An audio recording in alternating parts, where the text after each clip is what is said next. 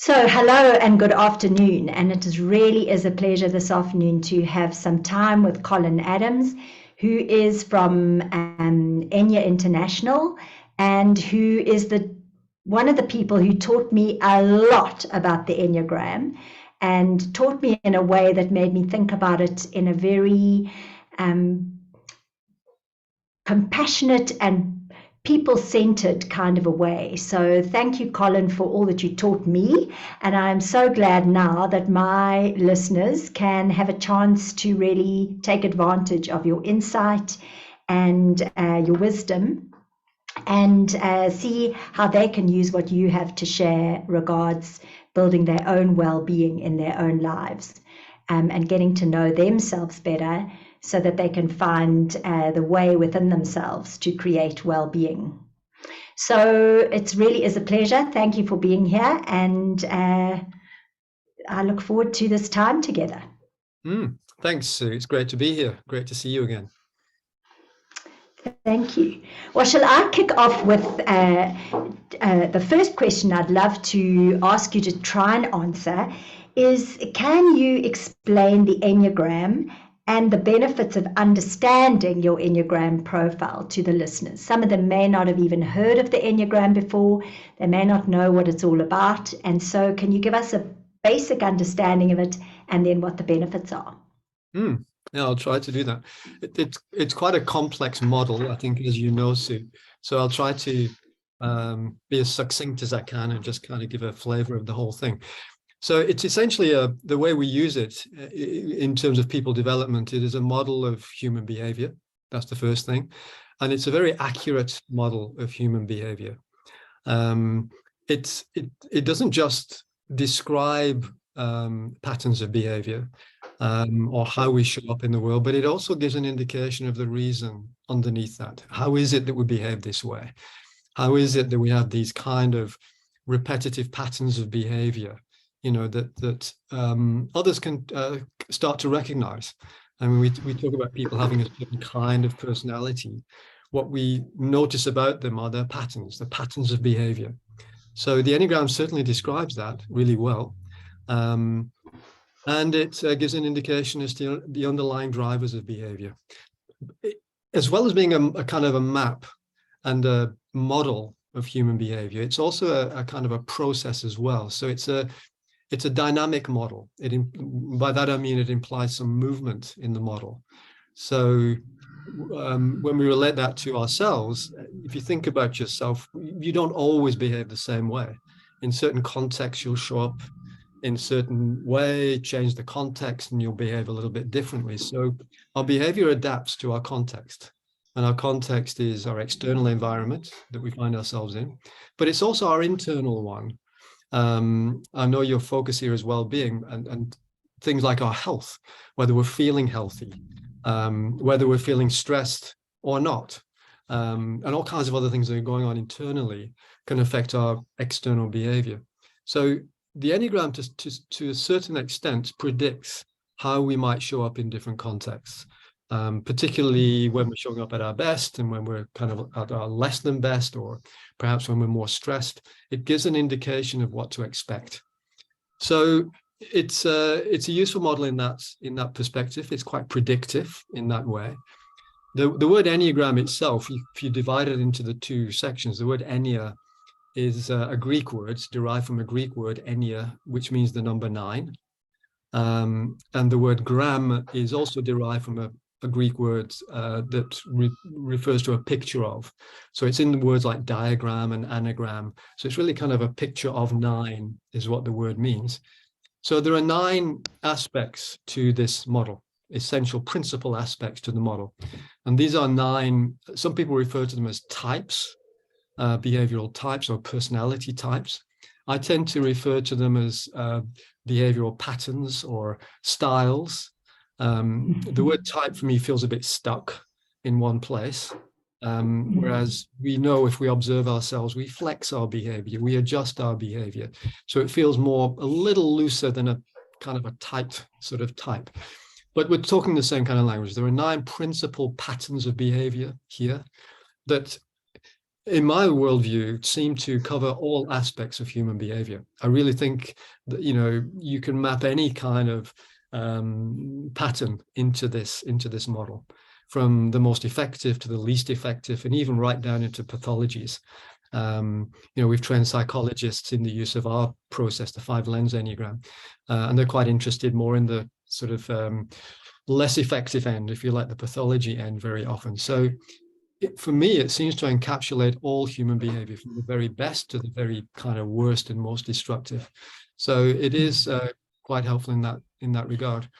The Enneagram can also be useful to us, not just in terms of a theoretical model, but once we start to see ourselves in it, and we start to see our own predominant patterns of behavior, we start to dig a little bit deeper. So it's a little bit like you can think of it more like a mirror, mirroring back to us how we kind of probably show up in the world. And some parts of that mirror we're going to recognize immediately. There is a degree of self-awareness from most people, pretty much everybody. But there's probably parts of that mirroring back that we don't immediately recognize, that is potentially in that realm of, I don't know what I don't know. I've not noticed that part of myself previously.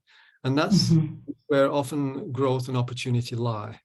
And it's a little bit like Johari's window. Sometimes other people notice things about me that I'm totally unaware of.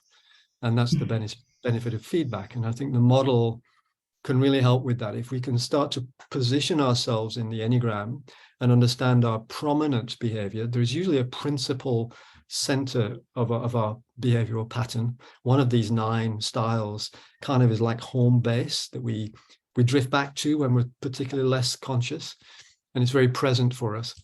If we can understand what that is and start to dig a little bit deeper into it, we learn a lot more about ourselves. So for me, one of the greatest things about the Enneagram is this increasing self-awareness, self-insight. And the more aware we are of ourselves, the more we can adjust our behavior. If I'm not aware of what I'm doing, then I can't change it, can't adjust it, can't do more of it or less of it.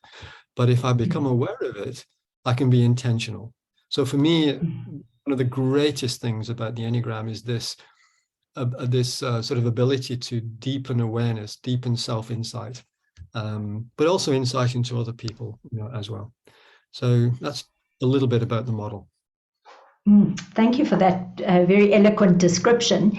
And I think that is what I love the most about the Enneagram, and helping people to understand their natural patterns or their natural styles, is that it gives you choices, and you don't then have to always show up the way you would if you were unconscious, but you actually could choose a different response in any given moment. And that freedom and sort of opportunity really sort of attracts me to the model. And certainly the more self-awareness you have, and the more awareness you have of your blind spots, the more choices you have to not just do what you automatically do. Absolutely. So Colin, you do work mostly with the 5-lens program, which is the one that you taught me. Can you share with us a little bit about the 5-lens program, and also the specific benefits of that particular way of engaging with the Enneagram? Yeah. So the 5-lens is really, the name kind of gives something away about it. It's really looking at the individual from 5 different positions. It's almost like 5 photographs of an individual from different angles. And we're trying to kind of shed light on the individual so that they can start to uncover some of the blind spots, but also reveal some of the strengths. Some of those blind spots in there are hidden strengths as well. So it's useful to understand what our strengths are, because we need to use those. We need to access them. The resources that we already have. And there may be other areas that we want to adjust, to be intentional about our personal growth, or improving or change or adapt in certain ways, build new patterns of behavior. So it's useful from that perspective. But yeah, so the 5-lens is really 5, think of it as 5 photographs of an individual, and it can be used for groups as well, and teams, by the way. But let's stay with an individual just for now. But it's centered on the Enneagram. This is the important thing, that the constant thread that flows through the 5 lenses is the Enneagram model itself. And the other 4 lenses are just trying to tease out certain aspects of the Enneagram and really emphasize them a little bit more. So it's quite a detailed, integrated picture that it produces. We use a questionnaire, for example. It's an online questionnaire that people can do, which is a 5-lens questionnaire, and it generates an individual feedback report, which is then debriefed with the individual. We walk them through it, as opposed to just leave them with a report, a written report. But the other 4 lenses, the first one is called personal mastery, which is literally about, how well are we showing up in the world? How effective are we at the moment? Are we showing up really well and effectively? Are there certain parts of our lives and our patterns that are less than effective in that sense? So it kind of shows up in that space. There are 6 factors in there, by the way, of personal mastery, which, if you want me to, I can go into a little bit later. We really unpack that. Sorry, Sue, you were going to say? Yeah, no, I was going to say it'd be lovely if you would unpack those, right. But let's get the overview first, maybe. Yeah, sure. I think that's what you're going to do. Yeah. So personal mastery is that kind of gives a sort of a sense of that. The second lens we refer to emotional resilience, which has a relationship to stress levels. So resilience is about our ability to cope with adversity, challenge, difficulty in our lives. So the more resilient we are, we tend to be able to cope fairly well with most things that life throws at us. It's not that we never get stressed. Of course, we will at high levels of resilience, but we're kind of moving through life fairly comfortably, generally, in a way. At the low levels of emotional resilience, it tends to be a different story. It tends to suggest that life is quite tough and hard and difficult and challenging, and I might even feel quite stuck in a particular space in my life, or with a particular problem that I'm experiencing that I haven't solved yet. So those are the 2 extremes, and it's graded. There's almost like a continuum, if you will, between the highest and lowest end of resilience. So there is a kind of an inverse relationship to stress here. So the lower our emotional resilience, the more our kind of ambient general experience will be quite stressful. The higher our resilience, the more comfortable we're going to feel, the more we take life in our stride, if you can sort of get that sort of context. It has a strong relationship to our levels of stress. Those first 2 lenses are really mission critical, because another word I wanted to introduce from an Enneagram perspective is this word integration. So within each of those 9 patterns of behavior that I mentioned earlier, we can operate at a really high level of effectiveness, where we're really coping with life well, we're adding great value, our relationships we're investing in, and just things are going really well in the highest levels. Or it can go right deeply down into the pathology end, which I mentioned before, which most people are not at that extreme, of course, but it's a ladder. So what we call a ladder of integration within each of the 9 styles. So we've tried to unpack what that looks like. What is integration? And these first 2 lenses, our level of, if you like, personal mastery, which relates to personal effectiveness, and our levels of stress and our experience of stress generally, tend to affect how well we're showing up within our Enneagram pattern. So it unpacks that sort of concept a little bit further. Then we look at something which is called social drives. That's the third lens, which is linked to 2 underpinning models, actually, one of which is Maslow's hierarchy of needs, which a lot of people will be familiar with. It's been around for a long time. But more recently, Richard Barrett worked with Maslow's model and extended it to 7 levels. 7 levels of consciousness, it's sometimes referred to. But it's based on current sort of needs that we have. There are 7 of these, but in the individual 5 lens reports, feedback reports, and processes that we have, we work with the first 4 of these. So we'll look at things like the drive to survive. How well am I taking care of myself? We'll look at the drive to affiliate, which is around my close relationships. So when we're taking care of ourselves, we can pay more attention to closer relationships and contact in that sort of space. And then we got the social drive, which is more about connection to a broader group. So it's almost like the peer group, if you will, and my reputation in that peer group and wanting to be seen as a valued member of that group and competent at what I do, etc. And then the next one that we look at moves into what Barrett refers to as the greater good. So it's not about self, this next level. It's more about contributing to something bigger than self. So it's not usually about looking at a return on the deal, so to speak, or return on the investment. It's not necessarily about a salary for doing things. It's a little bit more philanthropic, if you will. So it's about wanting to make a difference in the world, wanting to leave a legacy, to add value to a community or an environment of some kind. So it speaks more to broader purpose, if you will, rather than a specific kind of objective. So we kind of look at that, and often in personal development or coaching environments, the coaching theme often shows up in that sort of space, in one of those levels. So it kind of brings to fore there. The first three of those levels, by the way, relate to what some people refer to as the subtypes in the Enneagram. So the drive to survive, the drive to affiliate, the social drive are three kinds of orientations, if you will, of each of the 9 styles that can affect behavior to some extent. And we take that into consideration as well when we produce the Enneagram descriptions and the feedback reports.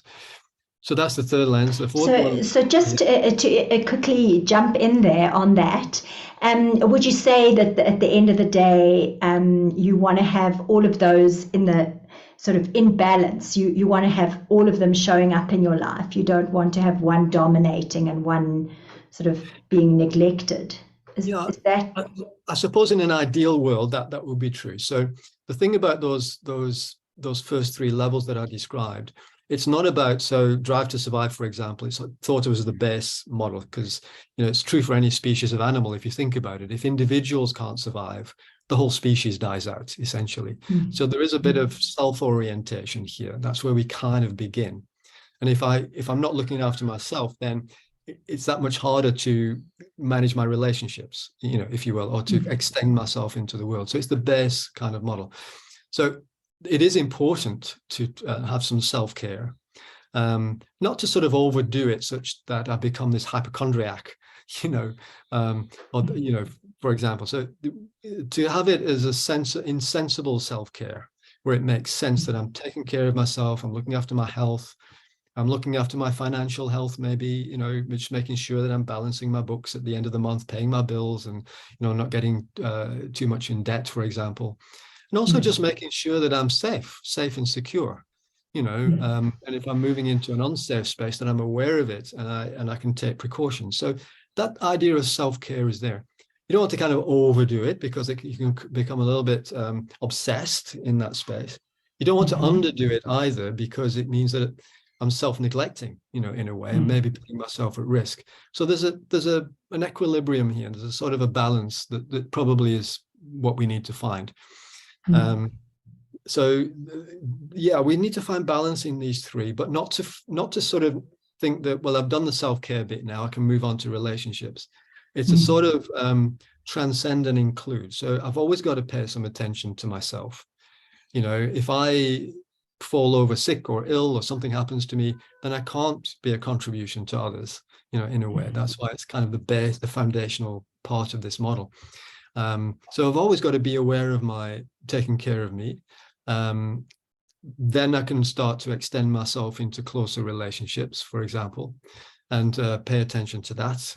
So I offer support to others, for example, but it's also a support group for me. So it's a kind of a symbiotic kind of relationship. So our inner circle, so to speak, it's the kind of important people in our lives. So family would be in there, close friends or colleagues, that sort of thing. And paying attention to those relationships. And then the broader social group, to be seen, to be kind of competent, connecting into a broader kind of community, if you will, in that sort of space and making a contribution there as well. So it's to deal with your question, it's probably about balance. It is about balance and to find an equilibrium there. But these things will shift around. It depends on our context again. So things can happen to us in life that like illness. Illness can happen to people. Mm. So if I suddenly discover that I've got something quite severely wrong health-wise, my drive to survive is going to be elevated quite correctly. I need to start paying particular attention to that, more attention to self in a way. Or if something happens in one of my close relationships, maybe I have a big conflict with my boss, at work, and that's an important figure in my life. That's going to push a higher score in the affiliation level.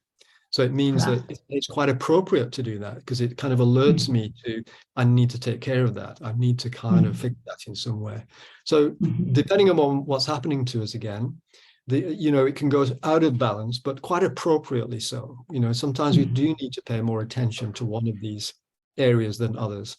And even life stage can affect these things. If somebody is approaching retirement, for example, they might be concerned about their financial well-being or even health issues. So that you might see a slightly more elevated drive to survive there at that point in time. So the context affects behavior, and it's an important part of this whole process as well. We don't just behave in a vacuum. We're affected by our external circumstances and our internal environment as well. Our health, our stress levels, our thinking, feeling kind of aspects as well. So context is really mission critical when we're looking at the 5 lens. Does that make sense, Sue? Yeah, it makes a lot of sense. And, I want you to finish going through the 5 lenses, but I just do want to interject, just because, when I did my 5 lens training with you, it was many years after I'd started working with the Enneagram. And part of doing it, you guys did another Enneagram test with me. And when I got my results, it was very clear, and you did my debrief for me. Thank you. And it clearly pointed out that I wasn't paying enough attention to self-preservation, that the drive to self-preserve was very low. And you clearly said to me, this isn't a good idea and it's not sustainable. But I didn't really put it as a priority to do anything about it. And I subsequently had numerous life events which have really brought self-preservation into the front of my mind and changed that. And I so often think about how I had the insight, and I could have maybe, who knows, prevented some of these things from happening had I been more alerted by the debrief. So from my own personal experience, having that insight and that information of what is in your blind spot and what you're not aware of can often give you the tools and the insight to be able to change it. And I've just written a book on the sweet spot. So everybody in my community is very used to hearing about this balanced middle ground place where it's not too extreme on either side. So I love the way you said it's about finding not too much self-care, not too much self-preservation, but just the right amount, or any one of the other drivers. So thank you. I love the way you've explained that. And then do you want to carry on and share with us what the other lenses are? Yeah, so number 3. That was number 3. So the 4th one is what we call the energy centers, and there are 3 of them. And this is it gives a high-level view on the Enneagram model. Actually, there are 3 so-called centers to this model, and these 3 centers, or we've referred to them in our approach as the energy centers. You could also think of them as 3 kinds of intelligence that we have. So the 5 lens is not an intelligence test by any means, but it kind of shows us what do we tend to rely on when we're making life decisions or big decisions in our life. How do we do that? How do we go about that? And these are 3 kinds of intelligence that we can draw on if we're aware of it. Very often you find that individuals are kind of overbalanced in one of these 3. In other words, they might be prone to overutilizing one of the 3. Or underutilizing, one of the others, for example. But if we're really conscious about these 3, and I'll describe them to you just now, we can start to think about, well, given this decision that I've got to make, or this choice that I've got to make, what do I need to tap into? What do I need to go into? What do I need to refer to as a reference point to help me make this life choice? So these are 3 kinds of intelligence that if we're aware of them, we can tap into. So at a certain level, we are aware of them. But it's being aware in that moment when we have to make those choices. That's the key thing, to remember them there. So one of these things is it's sometimes called the head center. So in our model, we call it the intellectual center. So people who are dominant in that space and kind of overbalanced in that space. It's not to say, by the way, that they are more intellectual or cleverer, or brighter people. It's just that the locus of control in decision making tends to be in the logic and the rationale and the analytical side of things. So they will tend to gather data. That will be their natural tendency. So if I'm going to buy a car and there are two options, how am I going to make that choice? Well, if I was in this particular center, then I might gather data, find out about option A as much as possible, find out about option B, compare and contrast, pros and cons, a bit of an analysis, and make a logical, rational choice. And there's benefit in that. And in fact, business likes to operate that way, doesn't it? Strategic planning starts with very often a so-called SWOT analysis, which is really pulling data in, strengths, weaknesses, opportunities, threats. Let's understand the playing field. And then let's make some logical choices about how we move forward from this place. So, and there is value in it when it plays out in the right context. But in certain contexts, it's less effective. So one of the things about the head center is that it requires time.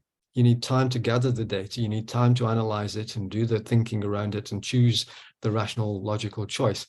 Sometimes in life, we don't have that luxury, and we need to make a decision in the moment. Otherwise, we've lost the opportunity. We're not going to get that opportunity again. So we have to rely on something else. And one of those aspects could be what we've referred to as the instinctual center. Sometimes it's referred to as the gut center of the Enneagram, or the body center of the Enneagram.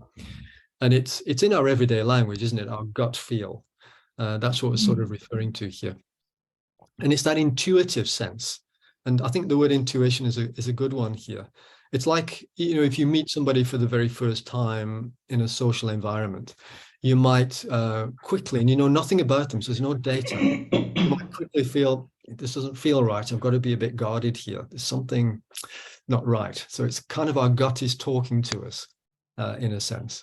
Or the opposite, that you feel, I can really open with this person. I can trust them quickly. I feel comfortable. And yet the data is very minimal. So it's kind of an instinctual sort of response to somebody or some event. And interestingly, the neurosciences in the recent years have found that there is brain activity, electrical activity that happens in the lower gut area that is pretty much identical to brain activity that happens in our head. And they've started to refer to the lower gut as the second brain. You're probably aware of that, I think, Sue. And I saw a paper a while back, which it's speculative, but this person was suggesting that possibly that's where intuition comes from, because all of the data, if you will, that goes through to our logical brain, our brain, comes through our five senses, our body. We touch it, see it, smell it, hear it, taste it. And if the body is starting to process some of that data before we're really conscious of it, maybe that is what intuition is about, that gut instinct, in a way. So we call it bottom-up information as opposed to top-down. Yeah. And we always think it's coming from here downwards into the body, but it's actually, they say 80% of it going the other way. Yeah. And I noticed more recently, like in leadership development, this kind of intuitive aspect is coming into the fore in leadership development a lot more, trying to get leaders to tune into that a little more. And I think possibly because the world is so rapidly changing. I mean, things happen that are unexpected, all the time. Look at COVID. Beginning of 2020, absolutely, everything was fine. By March, the whole world had closed down, and people are working from home, and it's turmoil. And then we got to adapt quickly, in that context. And so there are occasions where that instinct, if we can tap into it in leadership and self-leadership as well. I'm not just speaking about corporate or team leadership, but self-leadership as well, where if we can tap into it, it's helpful, particularly in rapidly changing environments. It's useful. So that's the second one. The third one is what we call the emotional center. So it links to emotional intelligence. So people who are kind of inclined in that way tend to be a little more in touch with their own emotions. It's almost like they've got the language of emotion. If you ask them how they feel, they can name it quite quickly. They know how they're feeling. So they've got a sense of their emotional landscape, if you will. And I think because of that, they can start to read it in other people. So somebody might walk into the office in the morning and you just know something's wrong, something's happened, and they've not even said a word yet. And it's this tuning into the subtle cues that give an indication of a person's emotionality. And the great benefit there, of course, is connecting with people, making decisions about how we connect with people and when we connect with them, how we communicate with them. So if I know that you're upset or something's disturbed your world and I've got some tough feedback to give you, maybe the timing isn't right. Maybe I need to offer some compassion and support as opposed to tough feedback at that point in time. So we can adjust our behavior towards other people in relationships. So the EQ is helpful in that space, the emotional intelligence, if you will.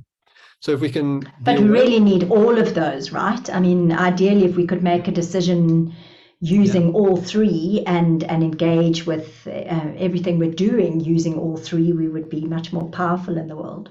Absolutely. And in fact, there are some people who work with the Enneagram just with these three centers, getting an individual to try and balance those three or be aware of them and choose the correct one at the point in time. I mentioned the Enneagram earlier on. There's 9 styles. If you look at the actual model, I don't have an image of it. Maybe I should have brought one. But I can get one if we want. There are 3 styles in each of these 3 centers, which make up the so whatever your prominent, your dominant, your kind of default Enneagram style is, and there will be one of them that is a home base that drift back to that we're very familiar with. It will lie in one of these 3 centers. So it kind of gives an indication of which of these 3 centers is likely to be sort of more prominent, we're more inclined that way, very often. So so those are 4, and then the 5th model is the Enneagram. But the first 4 really, they sort of shine a light on the Enneagram and give an idea of a little bit more than just the dominant style. It kind of unpacks it and teases out various aspects of it. And with our approach, we try to individualize. That is, if we're talking about the assessment, we individualize it as much as possible. So it's not like 2 people who happen to be dominant in Enneagram 5, for example, are probably not going to get the same description in their feedback reports because they've got different levels of stress or emotional resilience, different levels of personal mastery, et cetera, et cetera. And so we, as much as possible, try to tailor it. Yeah, that's a great little image there. Is it in the middle of the screen? I can't see what you can see. It's not quite. If you can you enlarge it a little? Maybe. There we go. Yeah, there we go. Is that better? Yeah, that's Can you see it more clearly now? Yeah. Yeah, spot on.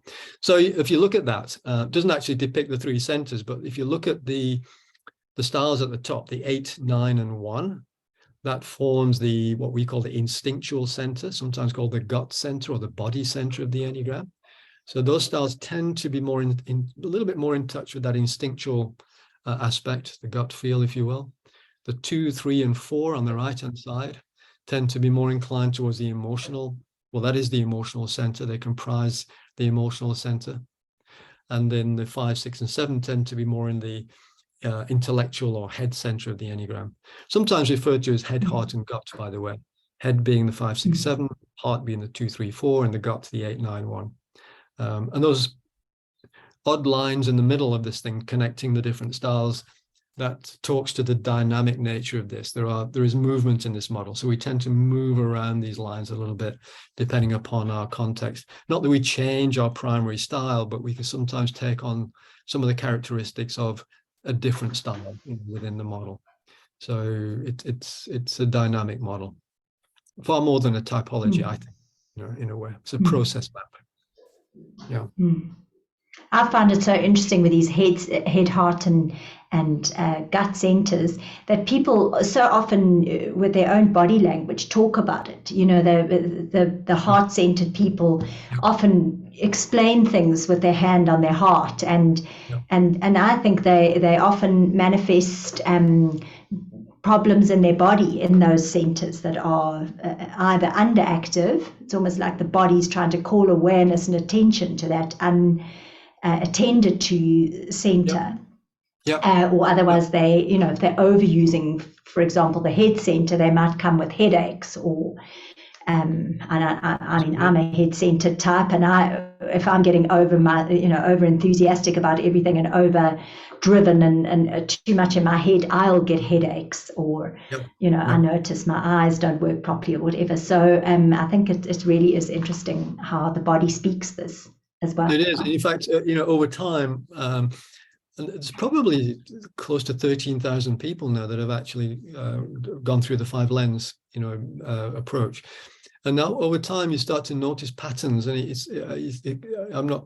there's no sort of statistical evidence for this, but this is anecdotal, what I'm going to describe to you now. It kind of links into what you just said. We do notice that there seems to be a propensity for certain health issues associated with some of these Enneagram styles. It kind of just shows up every now and then, and it seems to be hovering around one of these Enneagram styles. So I think there are some health associations here. It's almost like the mind-body connection, that I think you're trying to describe there. I think that is true, strangely enough. And I think it talks to this model being a pretty holistic model. It's an integrated model. It's not just I wouldn't just call it a sort of the way we think, or the way we feel. It is that, but it's also the way we behave and how our relationship to our bodies and our relationship to the world in general. There's a lot of depth to the model. Yeah. Just one point on this, that you'll see these 9 styles are numbered 1 through 9. It doesn't imply that 1 is the best or 9 is the worst, or, in that sense. None of these styles is better or worse than any other. All can be incredibly good, and effective in the world in various contexts, and all can be diabolically bad, at the other end when we're not playing out so well. So there's no better thans here. It just represents diversity, actually, different ways of looking at the world and feeling and experiencing the world and interpreting the world. And it's a model of diversity if you want to apply it to a group of people, in a sense. And it's so beautiful that you can so clearly see how different people are. And, I think that's really, really important as we engage with people in the world, that we don't expect everybody else to be like us, or we're mindful of the fact that everybody else isn't seeing the world through the same lens that we are. And so I think, that's the huge value that this model has to offer. Yeah. I think each of these styles notice different things in the environment. They paid particular attention to certain aspects of the external world, and therefore interpret the external world slightly differently. So this is why you can get 2 people witnessing the same car accident or crime or something happened, and they will tell different stories, about what happened, even though they were both eyewitnesses to the event, because they're paying attention to different parts of it. And this is the beauty of diversity, that if we could bring different views together without being judgmental and critical, but seeing it as all part of the whole, we might get closer to the actual truth, rather than holding on to our view and telling the other person that they're wrong. And this is how conflict starts to happen, of course.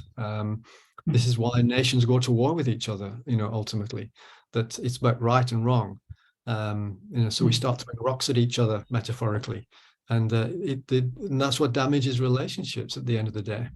But if we can operate at a higher level of integration, as it were, higher level of personal mastery and emotional resilience, and we can be a little bit less critical of others, but more open, and some humility about our perspective. And if we could combine these things, these different views, instead of holding on to our view of the world for dear life, maybe we'd have less conflict in the world. And in teams and organizations. If only. And we definitely have better well-being. Definitely have better well-being. Yeah. Indeed. Yeah. Thank you, Colin. And then, so you got to number 4, and then the 5th lens, of course, is the Enneagram. It is. It is. Yeah. Do you want me to say a little bit more about it, Sue? If you'd like. I mean, is there more that you would like to share? Well, I mean, there are 9 styles there. Maybe I think that would be great to go through each of the 9 styles just very quickly. And Okay.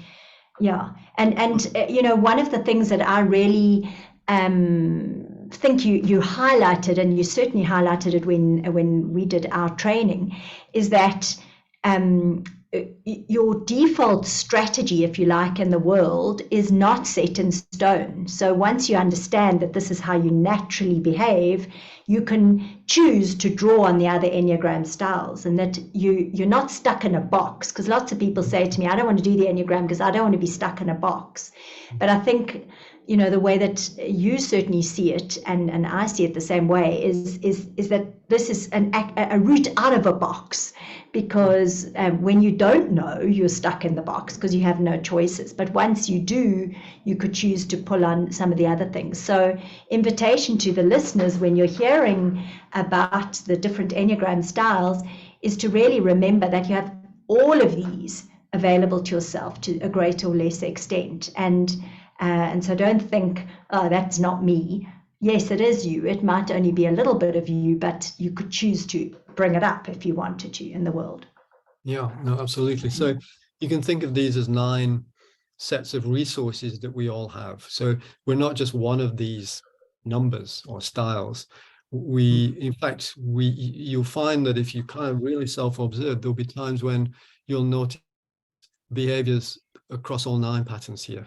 There are some that you're going to use more frequently that are going to be more habitual and you're more familiar with, but you do tend to use behaviors from these other styles as well. Just to kind of quickly run through it, bearing in mind that each of these styles has a lot of depth to each one, and you could spend a whole day just unpacking one of these styles, but just to maybe touch on each of them.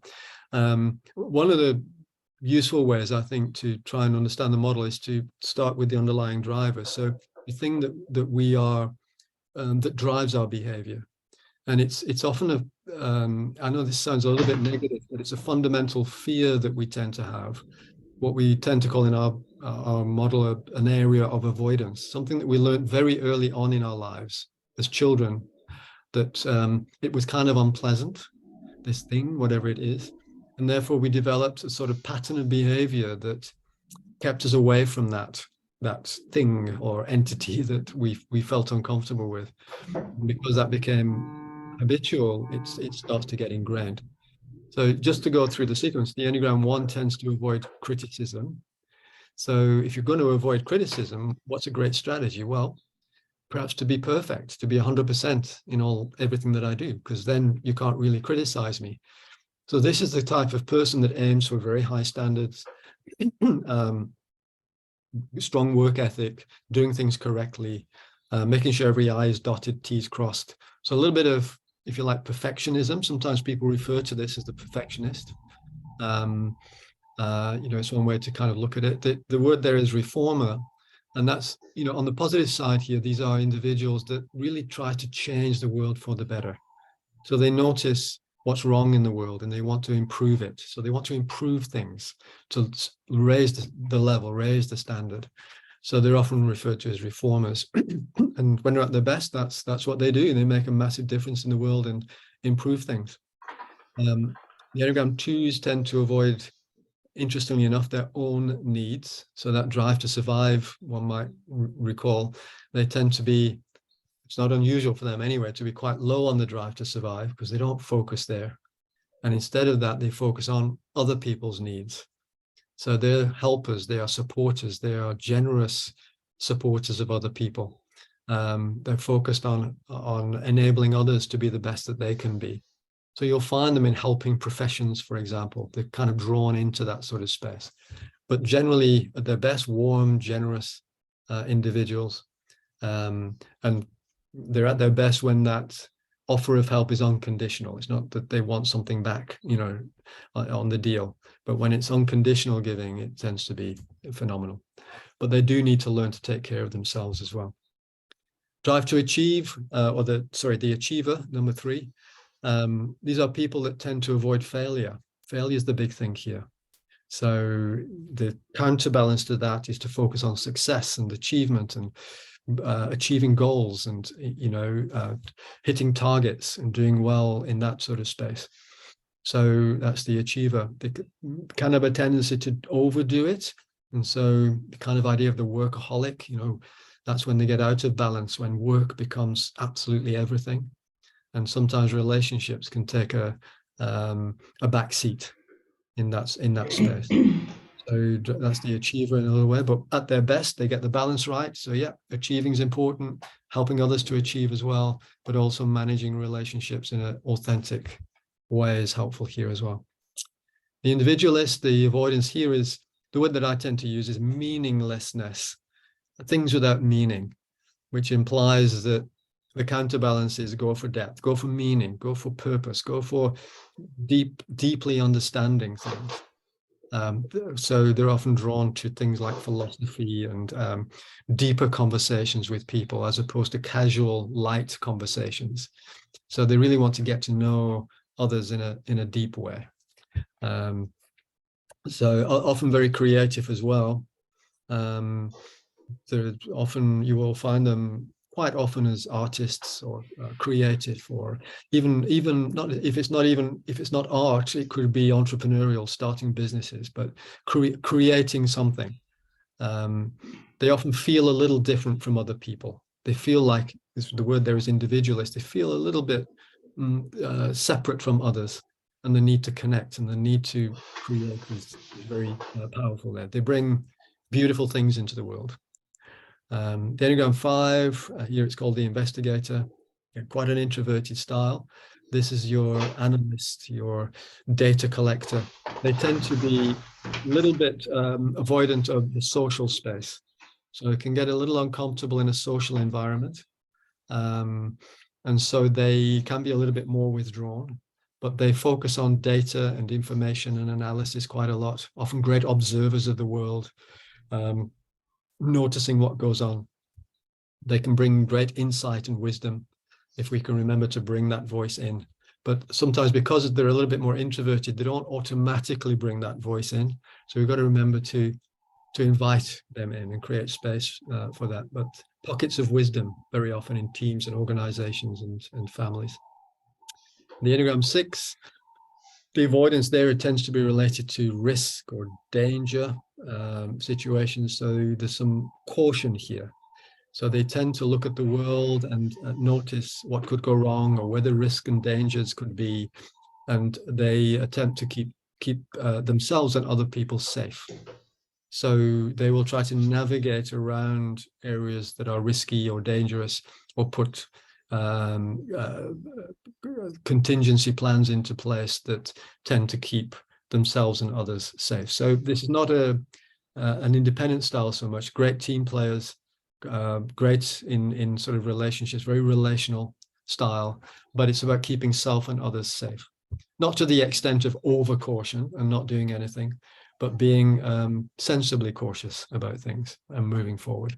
So they create a lot of safety in the world, and a lot of courage here as well, by the way. This is the style that understands risk and danger and fear. And when they don't allow that to stop them and they still move forward, move through the problem, I think that's probably where courage lies in the Enneagram. The 7, they tend to avoid, the word is pain, really, I suppose, emotional pain particularly. And so rather than dwelling on pain, they tend to do the opposite. They dwell on the positive things, the optimistic things, the visions of the future, the possibilities that the future could hold. And they're often visionaries. They can paint a great picture of the future. This is more extroverted space, so they can communicate their positive view of the future to others and rally others around a vision. They're often visionary type leaders, if you wanted to position it into a leadership space. They sometimes need to slow down a little bit. They can be sort of very fast-paced individuals. So sometimes if they're not careful, they can leave people behind because they move forward so quickly. So you've got to remember to move with people if they're part of a team. They're probably a little bit more of a risk taker, certainly more than the Enneagram 6. And so they're willing to take calculated risks. So you often find them as entrepreneurs, starting businesses, in that kind of environment. Enneagram 8 tends to avoid, the word is vulnerability, being seen to be weak or vulnerable in some way. So they tend to show up in a more assertive way, a stronger way. They present a strong image to the world. Sometimes they overdo it, and it can feel a bit intimidating if they overuse that sort of power that they've got, personal power. But when they start to use that influence in service of others and the world in general, it can be really an incredible influence. It can turn into what I would think of as the servant leader, in the world. Very, very strong leader, very assertive leader, but it doesn't feel dangerous to others. It feels supportive, and it feels like it's for the benefit of everybody.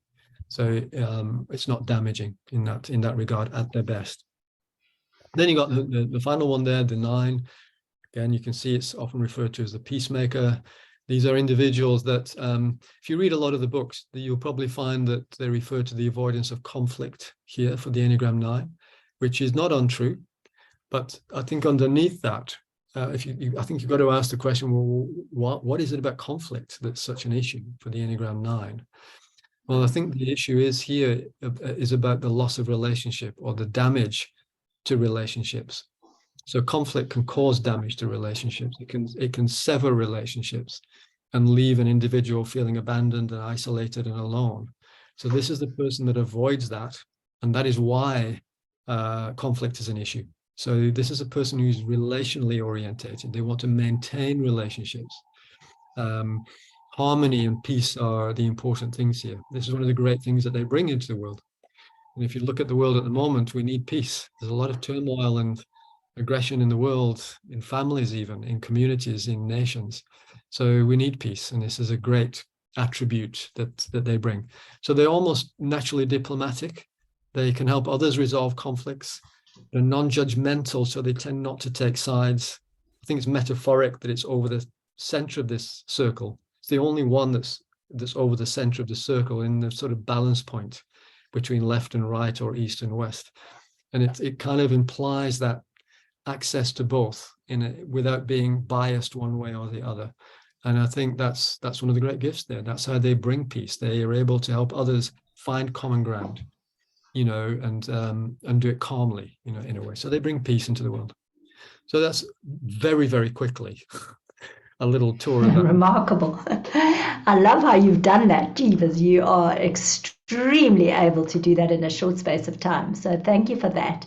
And I'm just thinking, in a way, if you could understand yourself and your natural strategy, then it's so clear that would help you in the world, that would help you in your life, because it's almost like coming home, seeing how you tend to want to behave and how you do behave, and understanding it within the context of what you might be unconsciously trying to avoid.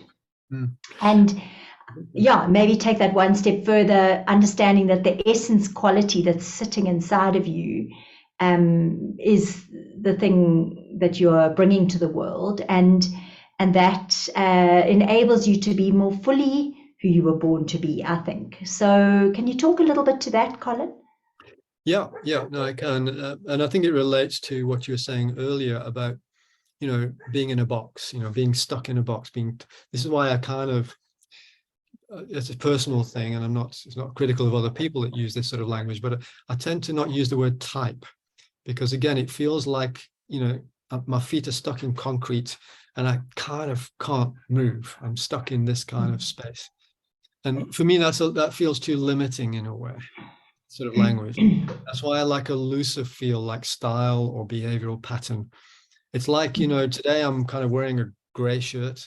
Tomorrow I might be wearing a blue shirt, but I'm the same person, but I'm just adjusting my look and feel, as it were, my pattern of behavior in a sense. So we can adjust. We're not just one of these numbers. I think that's important. Certainly one of them will be our dominance, our primary style, no question about that.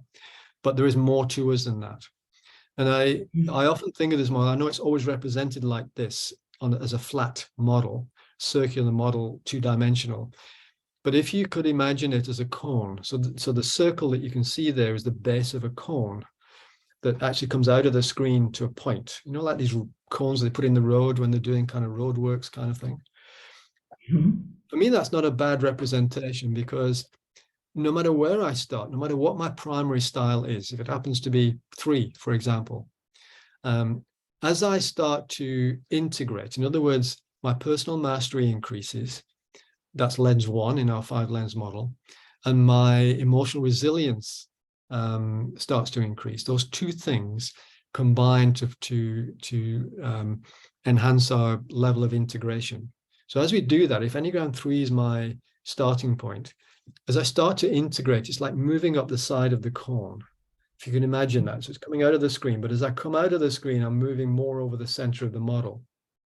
So it's making me a little bit more equidistant to these other styles, which I'm using metaphor here, obviously, but it kind of, I'm less anchored, I'm less stuck in that 3-ness. It's always going to be there, but I've now got a little bit more access to these other styles. I'm closer to them somehow. So you find that at higher levels of integration, it's less easy, I think, to spot a person's primary Enneagram style, because they're more flexible. They're not as stuck in that box doing the same thing over and over again, that pattern of behavior that happens to be 3-ness in the example I've used. When they're constantly doing that 3-ness, it's very easy to spot it, because that's what they're doing much of the time. But as they start to integrate and they start to incorporate some other aspects of this model into their repertoire of behaviors appropriately, depending upon the context, and very often intentionally. So our levels of consciousness have improved, our intentionality is improved. There's more choice. I think you used that word earlier, Sue. I'm not as unconscious. I'm not as reactive. I'm choosing behavior appropriately for the context that I'm in. Then it's less easy to spot my primary style. And I think that's often the case at high levels of integration. So with integration, for me, comes more flexibility, more intentionality, more awareness, more consciousness of self, more awareness of others as well. And you used the word compassion earlier as well. And that's a great word for me in my worldview as well about this model. It allows me to be compassionate, first of all, for me, about myself. I can look at myself, warts and all, right? The good, the bad, and the ugly, and kind of be okay with that, and be compassionate with myself and gentle with myself around it. And that enables me to do the same for other people, without necessarily judging them or condemning them or poking fun at them. We've all got our fragilities, we've all got our strengths. And if we can just be with them, as opposed to, turn away from them or push them away, or incorporate them into our way of being. In fact, one of our first factor in personal mastery is called self-acceptance. Can I accept that, yeah, I've got some strengths, I've got some things that I'm not very good at as well, by the way, and can I just be okay with that and make some choices around it? And I might choose to work on certain things and not on others, but be intentional as opposed to judgmental and hyper self-critical and not wanting to look at myself in that regard, that sort of thing. So for me, that's what happens at high levels of integration. We are more compassionate. We are towards self and others. We're more intentional. We're more conscious. We can make good choices, better choices for ourselves, and choose how we respond to other people in a more appropriate way. That's how I would say. Thank you for that, Colin. And one of the things that I think underpins well-being is that we're able to unashamedly be who we really are in the world, and live our own truth. And I think when we can bring that self-acceptance and self-awareness without judgment, to ourselves, then it enables us to not try and be like everybody else, or not try and show up as a shapeshifter, trying to be as people expect us to be, but rather to actually delve inside and find the golden Buddha that lies inside, that it sort of is constructed of all our magnificent strengths and weaknesses, and be that in the world, which I think is so much less effortful, and therefore enables us to find better well-being, because we're not wasting all our precious life energy trying to show up in a certain way or hide away our certain selves, but actually I think this gives us some sort of a route map to being able to show up as we truly are. And some people refer to it as almost the journey home, that we've got to do. So it's almost as if we come into the world as a soul, as a consciousness, in a way, and a sort of a pure consciousness. We haven't interacted with the world yet, but over time we do interact, and there is a kind of a process there where the ego starts to form. We first get identified with our physical bodies as an infant, and then we start to see ourselves as a separate entity, rather than just part of this amorphous whole kind of thing. And that gets reinforced even further through various experiences that we have. And the ego starts to form, and we get this self-identity of who we think we are. And we start to show up in a certain context. We learn from our family, from the culture that we're in, from societal norms, from our socialization, our education, about how we're meant to behave. And we kind of absorb that in. And we slowly move away from who we really are and into this individual who's kind of manufactured this sense of self-identity, if you get what I'm saying. And then we start to portray that, in the world. And there are times when that works, and there will be some strengths in that, but there'll be times when it doesn't work. But it's a kind of again, some people refer to it as the false self. It's the manufactured self. It's not that essence that we came into the world with, and we've kind of lost touch with that in a way. And I think part of the journey, some people have described it this way, is to almost de-layer, take all these layers off that we've put into place, we've manufactured in a way. And what about getting back to that true essence, who we really are, or how we were meant to be in the world, kind of thing. Remember one person describing it like a light bulb, and over time, a layer of paint goes over the light bulb, and then maybe another layer of paint and another layer of paint, and that light gets dimmer and dimmer and dimmer. Who we really are, we show less and less to the world. And it's almost like we've got to strip layer by layer off the paint, off this thing, to get back to our real essence, who we really are, who we were meant to be in the world, as opposed to this manufactured self, because society kind of tells us that's how we're meant to be, sort of thing. Absolutely. I always say we spend the first 18 years of our lives being programmed into a way of being, and then we have to spend the rest of our lives trying to unprogram ourselves, come back to who we started as. Yeah, I actually think that's what this so-called midlife crisis concept is all about, by the way, as well, where we get to a point in our lives where we might be doing really well, doing really well in my career. I'm getting acknowledged, maybe even held up as a role model in certain ways. But I suddenly discover it's not doing it for me anymore. Something's missing. It's almost like there's this realization that I've lost touch with who I really am. And you sometimes hear it in people's language. I need to find myself. I need to go to India and discover myself, or quit my job and kind of rediscover who I am. And I think it's this realization that, we need to sort of get back in touch with who we were meant to be, rather than, just going to business school to study accountancy because my parents said it was a good idea. So I did that, and it set me off on a career path. It wasn't my choice. It was kind of scripted into it. And my boss said, well, that would be a good career direction for you. So I take it and I go that way. And I'm kind of reacting to external forces as opposed to, what works for me best. What about my own locus of control, in a way. And I think sometimes we get scripted into our lives by external sources, meaning well, well-meaning sources, but sometimes we can get channeled in a direction that perhaps ultimately we find it's not really who we are in a sense. And perhaps that's where the midlife crisis, which I think is a crisis of identity, actually, who am I really, is the question there. I think that's possibly why that happens.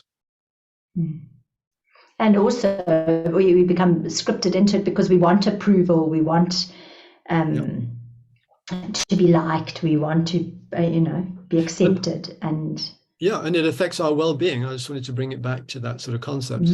If we follow a path that doesn't feel right, it's like walking around with a stone in my shoe. I can walk around in it, but it's irritating.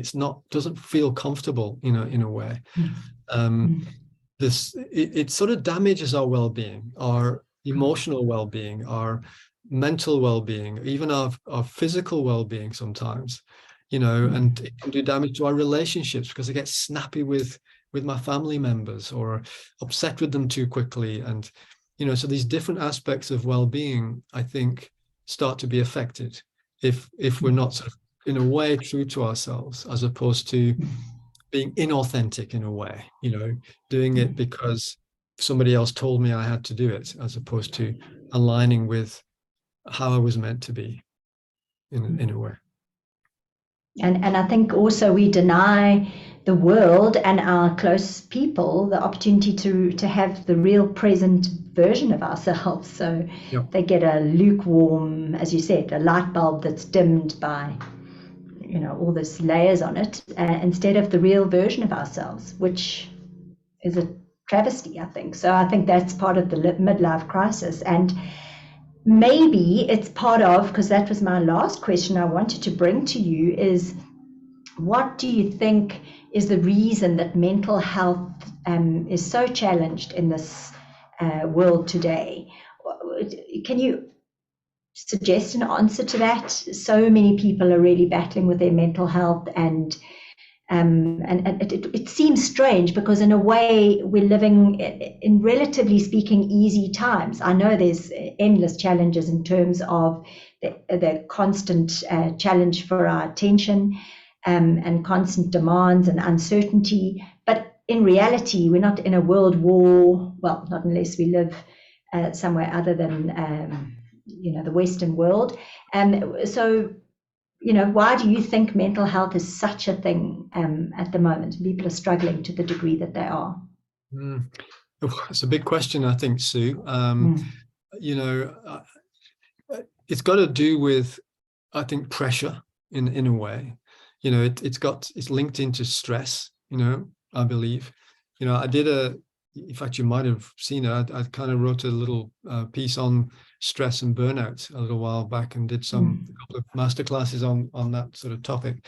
And when I was kind of doing the research for that, I mean, if you look at all of the global statistics on burnout and stress, it's radically increased over time, and it's continuing to increase.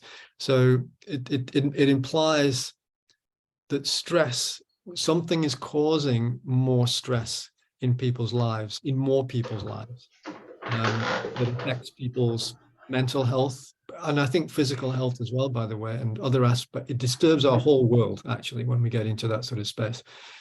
And I think there's a lot linked into it. I think, even sort of economies and job security, the way people work these days, I can't think of a 9 till 5 job anymore. We don't work in those sort of parameters. We get outcomes we've got to achieve, and we've got to achieve them within a certain deadline. And if that means working 15 hours a day for 6 months, then that's what we do, and so work has taken on a different way of being, gradually over time. As I say, I can't think of a sort of a 9 to 5 job. There's very few of them these days. So I think the pressures of work, I think that the pressures of the economy, things like inflation and affordability and taking care of one's financial situation. There was a time I suppose, decades and decades ago, when, traditional families existed where usually the female version, the mother, would stay at home, look after the kids, the dad would go out and work, and one person working in a family would be enough to provide for a family. That's not the case anymore. Most families that I'm aware of, both parents, if it's an intact, both parents present, are working, typically. Children are kind of taken care of elsewhere, and sometimes parents not even raising their kids, other people are, in a sense. So the family units are different from what they used to be. A lot more pressure on families. You're seeing a lot more broken families, around, for all kinds of various reasons. You've got things like social media happening, which is, I suppose, a relatively new phenomenon. The access to information, which very often is information overload, I find. That you put anything into an internet system or a search engine, you'll come up with thousands, sometimes tens of thousands of references to that topic. So we're kind of bombarded with lots of information. A lot of people trying to grab our attention, and all of this, in a way, takes us away from who we are. We're just trying to cope.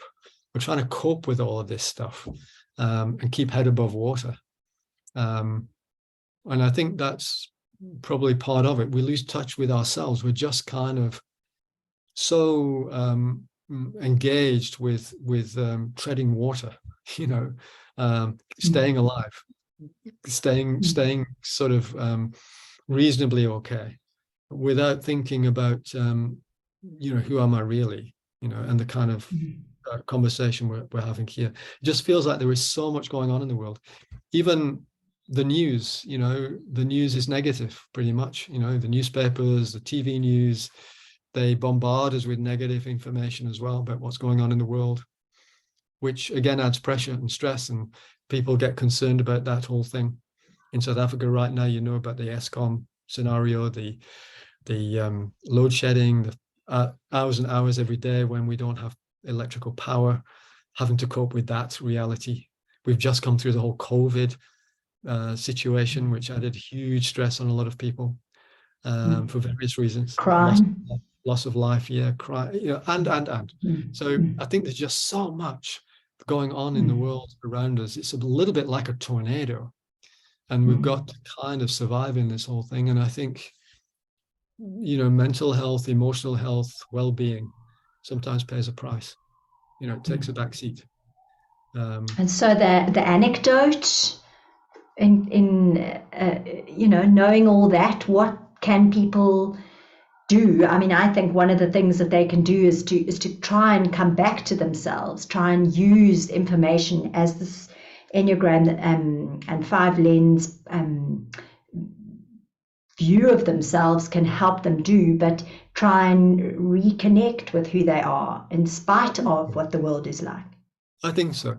Because, what happens is that all of that sort of tornado draws us away from ourselves. We're kind of so focused on what's happening in the world, what's going on, finding out what's happening, etc., hearing what's happening and the negativity.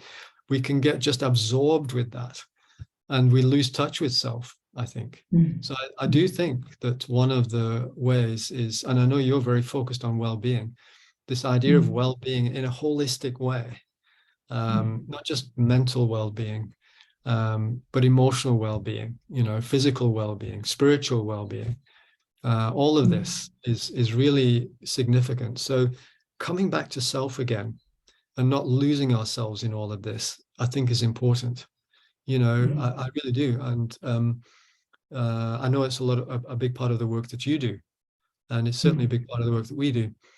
And it's about getting people grounded again, getting people to be present, not just, absorbed with this stuff and taken off balance, quite so much, but finding that solid, grounded space, which is about their identity. Who am I really in the middle of all of this? What are the strengths that I have that I can apply, the resources that I have that I can use? What are the non-strengths that I have? And do I need to develop something there? Do I need to grow in certain ways in order to be more comfortable in this space that we're in? So I think being intentional about our own growth and development for me is significant. That helps us cope with life. And there's a lot going on in many people's lives these days. Life is complex. It's not a simple thing. Yeah. In short, not leaving yourself abandoned in the world while you are attending to everything outside of you. So yeah. Colin, absolutely. We could talk for the next 6 weeks. I would never run out of things to discuss with you, and I love hearing the way that you explain things. I loved hearing how you explained the Enneagram, even after 25 years of working with it. I still learn more whenever I hear someone explain it. And I really, really appreciate your insight, your wisdom, and your time. And I hope that we can have another conversation in a few months' time and take this to a deeper level. But in the meantime, thanks, Sue. It's been great to speak with you again. Great to connect, and lovely conversation. Thank you. Yeah, thank you. And how can people get hold of you is what I want to say before we close down, because I'm sure there are going to be some people who are very interested to find out more about the 5 Lens program. Of course, you do need somebody to facilitate your debrief, and I'm available to do that, but so are you. So how would people get in touch with you should they want to do it through you? Yeah, no, thank you. So probably one of the easiest ways is our website. So we've got a 5 Lens website. It's 5lens.co.za, very simple. 5lens.co.za, 5 Lens, all one word, .co.za. And there's information about the 5 Lens there. There's various articles. There is even opportunities to sign up for our trainings if you wanted to do that. So that would be probably the best place. Yeah. Awesome. Thank you, Colin. And I wish you a really great rest of the day. Thank you. And to you as well, Sue. Thank you so much. You too. All right. Bye for now.